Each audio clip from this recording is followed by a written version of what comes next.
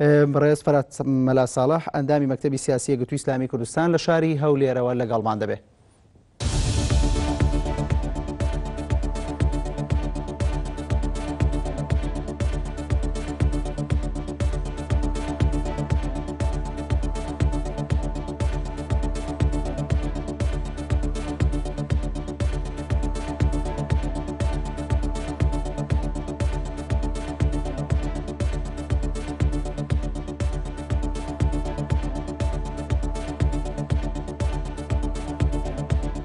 بەڵێ کاک فەرات شەوتان باش. پاش ئەوەی کە شەوی ڕابردوو بە درێژای شەوی ڕابردوو لە کۆبوونەوەدا بوون و بڕیار بوو کۆبوونەوەی پێنجخۆڵیش ئەنجام درێت، پاشەوەی لە پەرلەمان کۆبوونەوەی پەرلەمان ئەنجام درا، بەڵام ڕێژەی یاسایی پەرلەمانتارانی وەک پێویست بەشدار نەبوون، بۆیە کۆبوونەوەکە هەڵگیرا. ئێوە یەکگرتووی ئیسلامی کوردستان ڕاتان چییە واز ناکەن لە بەشێکی زۆر لە پەیجە لە تۆڕە کۆمەڵاتیەکان هێرشێکی زۆر دەکرێتە سەر یەکگرتووی ئیسلامی؟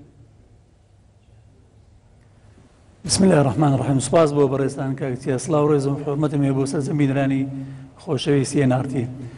دیارە بەڵێ وەکو بەڕێستان ئاماژتان بێدا دوێنێ شەو بە درێژایی شەو تا بەرە بەیان و تا دەگاتە کاتژمێر 6 بەیانی کۆبوونەوەی 5 حیزبە کوردستانیەکە بە ئامادەبوونی نوێنەری نەتەوە یەکگرتووەکان و وڵاتە یەکگرتووەکانی ئەمریکا و نوێنەری بەڕێز ئۆباما سەرۆکۆماری ئەمریکا و هەروەها باڵیۆزی بریتانیا لە عێراق.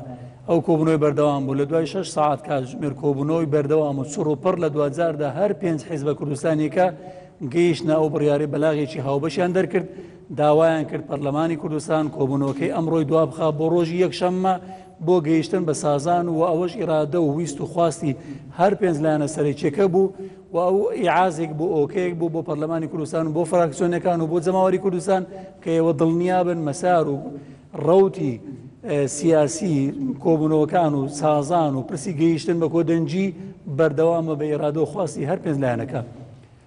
مەسەلەی ئەو پەیجە کۆمەڵایەتیانەکەەوە بەڕێستان ئاماژەتان پێدا دیارە لە کوردستاندا زۆر جار لێرە و لەوێ بەتایبەتی لە ژێرەوە خەڵکێک هاان دەدرێتن. ئێمە ڕێز و حرمەتمان هەیە بۆ هەموو خەڵکی کوردستان بە هەموو دیدگا و بۆچوونە جیاوازەکانین، هەموو ڕەخنە و تێبینێکیش لە جێگەی خۆی و بەڕێگەی خۆی. بەڵام ئەوەی کە دەبینین هەڵمەتێکی چاواشەکاری هەیە، مەقسوودە، ئامانزدارە بۆ ئەو هەڵوێستە کوردستانی کە ئەمڕۆ یەکگرتووی ئیسلامی کوردستان توانی دڵی هەموو کوردێک لە هەموو شوێنێکی ئەم کوردستان و لە هەموو جیهانی ئەو سەرزەویەدا دڵخۆش بکەوە مێژوش بە گەورەیەوە شانازی پێوە دەکات. یەکگرتووی ئیسلامی کوردستان فراکسیۆنێک بۆ لە فراکسیۆنەکانی پەرلەمانی کوردستان بە خواست و ویستی خۆی دە پەرلەمانتاری هەیە، ئەو دە پەرلەمانتارانی ئازاد کرد، ئازادی ئەوان ڕنگدانەوەی بوو لە سێ هەڵوێستی جیا پێنجیان بەشداریان کرد، چواریان پێیان باش و بەشداری نەکەن یا ئێرادیان لەگەڵدا نەبوو، یەکێکیان ئەندامێتی خۆی هەڵپەسارد. ئەمە لە کاتێکدا لە فراکسیۆنێکی دەنەفەری سێ هەڵوێستی جیا دەبینین، بەڵام ئەوەی کە دەبینین لە فراکسیۆنەکانی دیکە هەر ئەو فراکسیۆنی یەکەمی کە 30 کورسیەیە، ئەوەیشی دووەم کە 24 کورسیە بم بۆرە کاکچیا، ئەوەی کە 24 کورسی، ئەوەی کە 18 کورسی، ئەوەی 6 کورسیە، هەموویان بە یەک سیستمی حیزبی یەک بڕیاریان بۆ دەرچووە، یەک بڕیاری جێبەجێ دەکەن. بۆچی ئەمانە بڵێن ئازاد بوون، بۆچی نەڵێن ئەوانە ئازاد نەبوون؟ ئەم چاواشەکاریە دیمەنێکی ناشرینە، پێویستە هەموو لایەکمان ڕێز و حرمەتی یەکتر بگرین و تەقدیری ئیرادە یەکتر بکەین. ئێمە کار بەیەکەوە دەکەین، ئێمە لە نیشتیمانێکدا بەیەکەوە هاوبەشین. ئێمە وەکو یەکگرتووی ئیسلامی کوردستان لە ڕۆژی 23 حوزەیرانەوە خاوەنی پرۆژەی خۆمان بووین، خاوەنی دیدگای خۆمان بووین بۆ هەموارکردنی یاسای سەرۆکایەتی هەرێمی کوردستان و ئەوە دیدگا و تەسەووری یەکگرتووی ئیسلامی کوردستانە و لە 2010دا تەنها و تەنها لەگەڵ ئەو ڕەوتە دەبینەوە کە دەبێت یاسای سەرۆکایەتی هەرێمی کوردستان هەموار بکرێت. باست لە هەڵبساردنی ئەندامێکی پەرلەمانی خۆتان کرد لەوەی کە ئەندامەتی خۆی لە پەرلەمان هەڵپەساردووە. ئایا یەکگرتووی ئیسلامی کوردستان چ ڕایەکی یاخود چی دەڵێت لەسەرەوەی کە ئەندامێکی پەرلەمانی ئەندامبوونی خۆی هەڵپەساردووە و لە ڕووی یاسایەوە پێما بێ جواب درراوە کە ئەندامەتی پەرلەمان هەڵناس پێدێت؟ دیارە ئەوە نیگەرانی دەربڕین بوو بە شێوەیەک لە شێوەکان بەرامبەر بەو دۆخەی کە ئەمڕۆ لە پەرلەمانی کوردستان گوزەرا.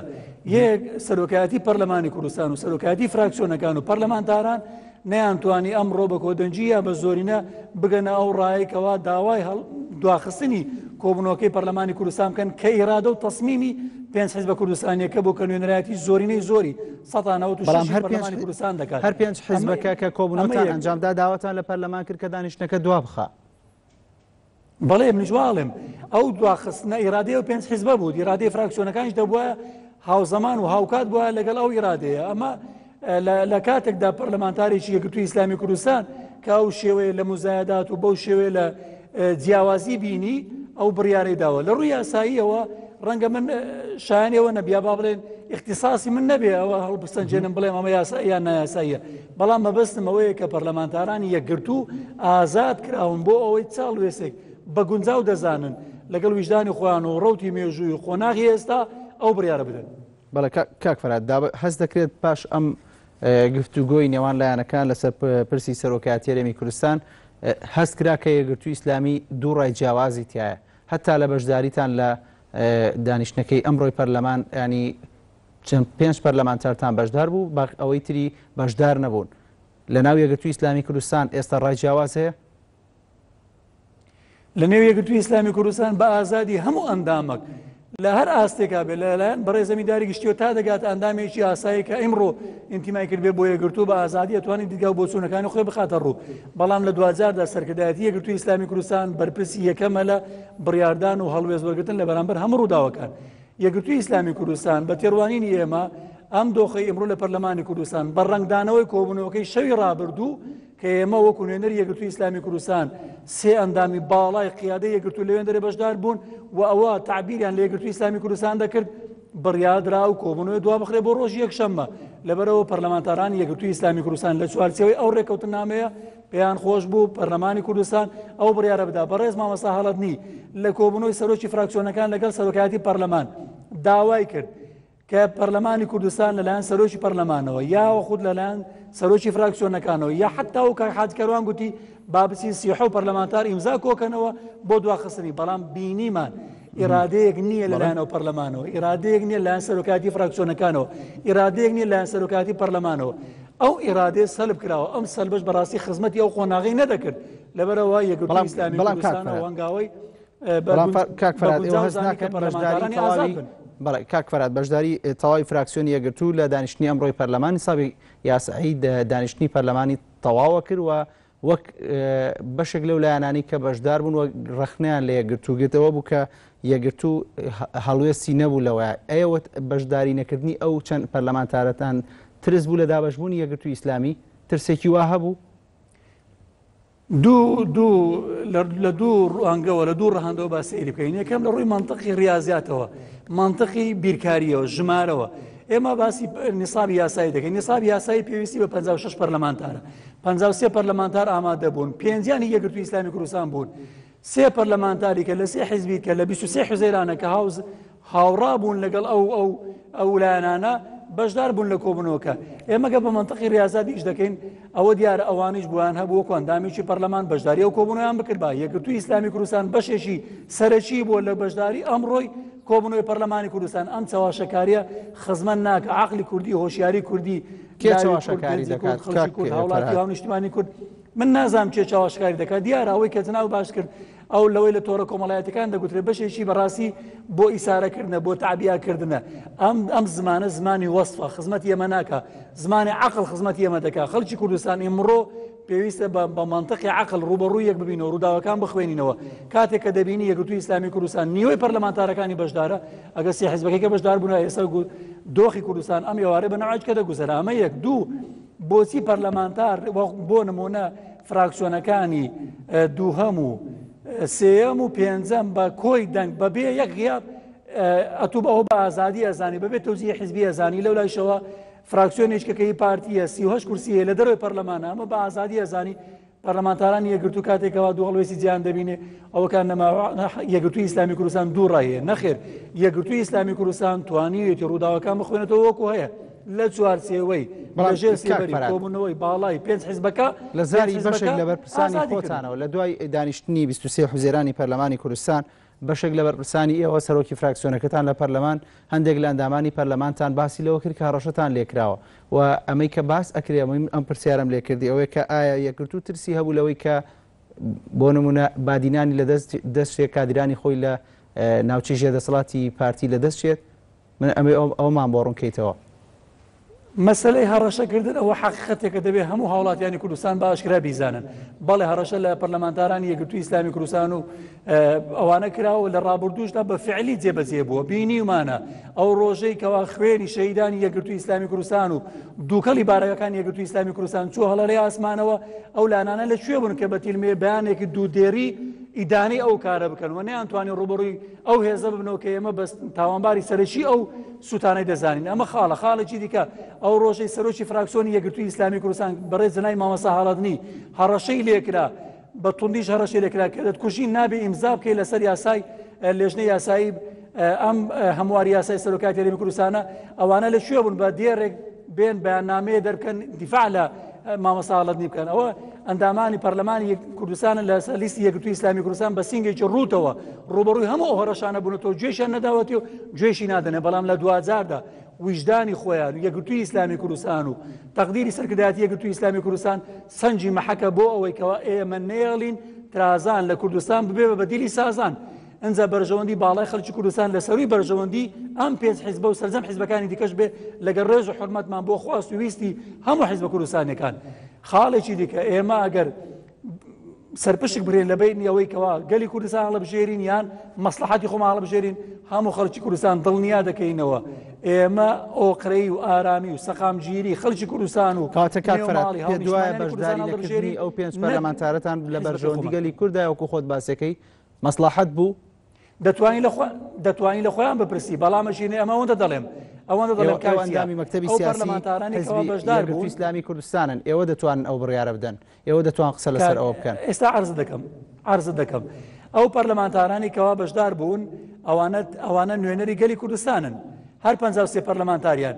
ئەو 58 پەرلەمانتاری کەوا بەشدار نەبوون لە کۆبوونەوەکە ئەمانیش نوێنەری گەلی کوردستان و بەدەنجی من و تونیە بەدەنجی ئەو خەڵکی کوردستان شەرعیەتیان وەرگرتیە و شەرعیەتیشان شەرعیەتێکی یاساییە و کەسیش ناتوانێت ئەو متمانیان لێ بسێنێت تاوەکو خوڵی پەرلەمانی کوردستان بە کۆتا دەگا و غەیری پەرلەمانی کوردستان هیچ دەستگایەکە شەرعی نییە کەوا بوو هەردوو بەشەکە ڕاستن و تەواوکەری یەکترن. ئێمە ئێمڕۆ لە بەردەمی ڕیزبەندیەکین لە کوردستاندا دابەشبوونێکەیە. ئەم دابەشبوونە پێویستی بە چییە؟